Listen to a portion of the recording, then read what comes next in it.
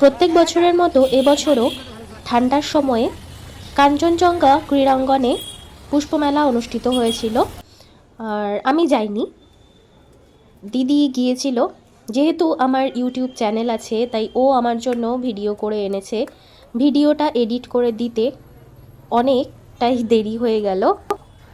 আর এখানে ফুলের মানে অর্থাৎ মেলার সম্পর্কে আমি কী বা বলবো, আপনারাই ভিডিওটা দেখে নিন। এখানে ভ্যারাইটিস টাইপের গাছগাছালি আসে বিভিন্ন জায়গা থেকে, তাদের নার্সারি আছে, তো তারা নিয়ে আসে। আর এটা ছোট ছোট ক্যাকটাস গাছ, আপনারাই তাহলে দেখে নিন।